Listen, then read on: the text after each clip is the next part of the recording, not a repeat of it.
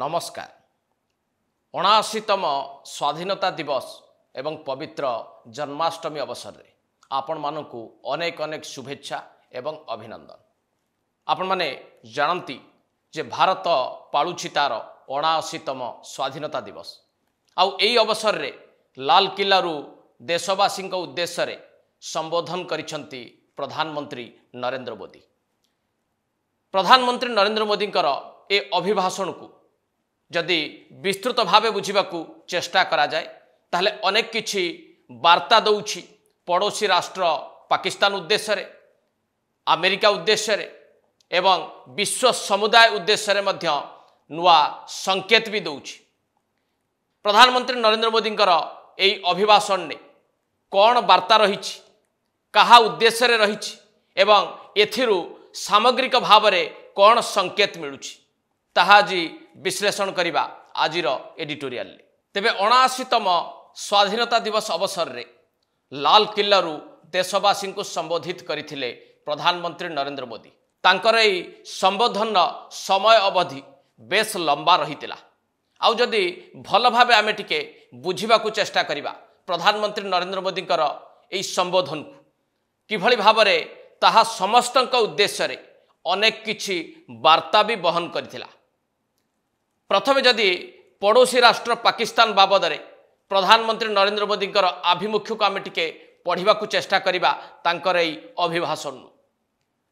प्रधानमंत्री एठी जहा जहा कहिले जो भली भाव रे सूचित कले ताहा स्पष्ट भाव रे पाकिस्तान उद्देश्य रे एक सख्त वार्ता बा सख्त चेतावनी देला।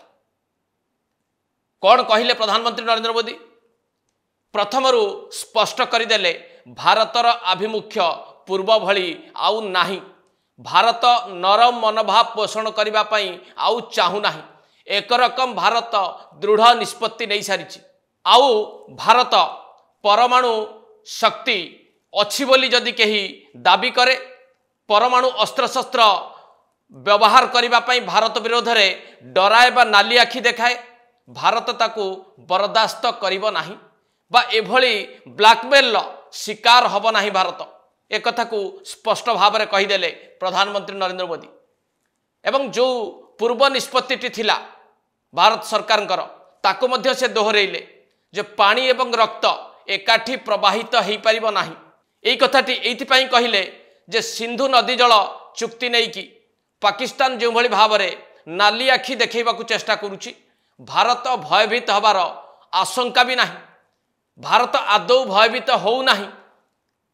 एपरिकी सिंधु नदी चुक्ति को भारत एकपाखिया चुक्ति हिसाब रे वर्तमान विचार करुछि एवं एही पानी उपरे सबुठु अधिक अधिकार रहिछि भारतर कृषकंकर। एभली कथा कही सीधा सड़क भावे नरेंद्र मोदी पाकिस्तान को कड़ा चेतावनी देवा चेष्टा करिसंती जे पाकिस्तान धमक आगे भारत मुंड नुआइब नाही। मुंड नुआइबार आउ संभावना भी नाही। पाकिस्तान विरोध में कठोर आभिमुख्य नवाकू भारत प्रस्तुत होइकी बसिछि। एवं आउ गोटे कथा कहिले जे पाकिस्तान विरोध में केतेबेले आउ किभली कार्यानुष्ठान आवश्यकता रहिछि ताहा निष्पत्ति करिब भारतर सेनाबाहिनी। अर्थात भारतर सेनाबाहिनी को संपूर्ण क्षमता दिया जाइछि पाकिस्तान बाबद रे सबु किछि बुझिबा पाई एवं जेतेबेले आवश्यक सेतेबेले पाकिस्तान को जवाब देवा पाई।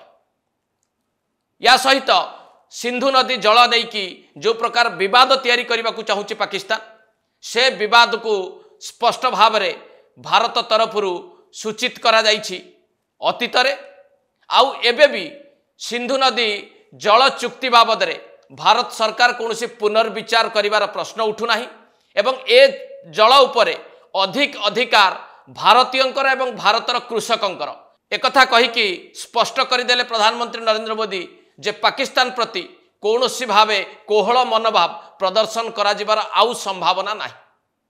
ये थिला पाकिस्तान उद्देश्य रे प्रधानमंत्री अभिभाषण सबुठु गुरुत्वपूर्ण दिग बा सबुठु बड़ वार्ता।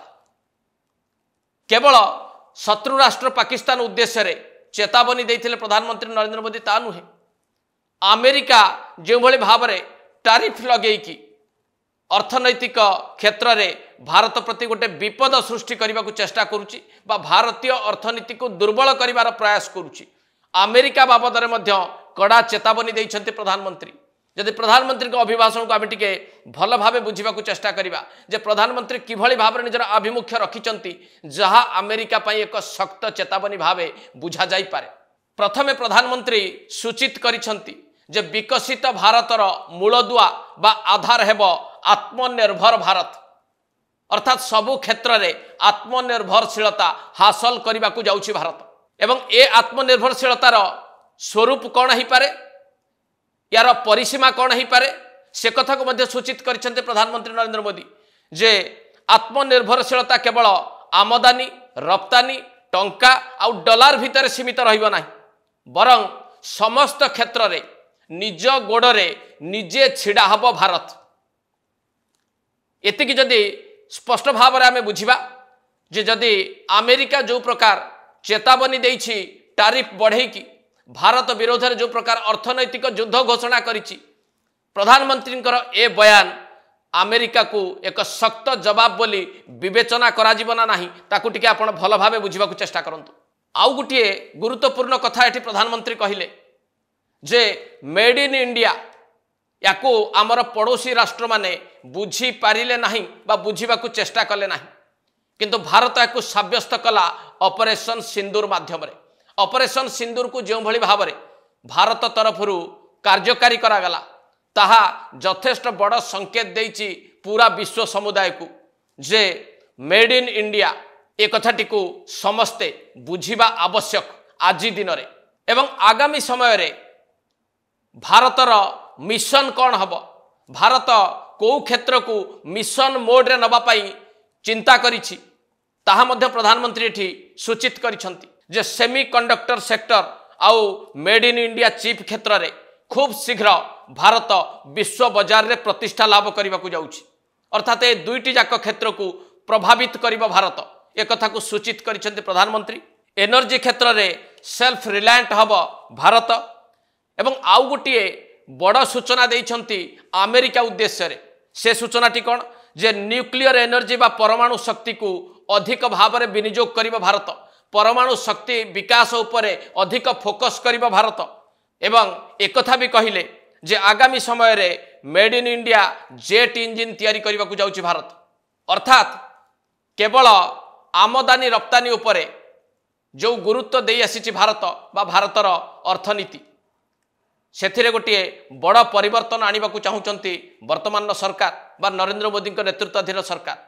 आमदानी रप्तानी भितर अर्थनीति को सीमित न रखी निज गोड़े निजे ठिया हेबा, आत्मनिर्भर भारत गठन करिबा, परमाणु शक्ति क्षेत्र में अधिक मनोनिवेश करिबा एवं ग्लोबल मार्केट रे हाई क्वालिटी प्रोडक्ट तैयारी करिबा, ये होउची वर्तमान सरकार एकमात्र लक्ष्य।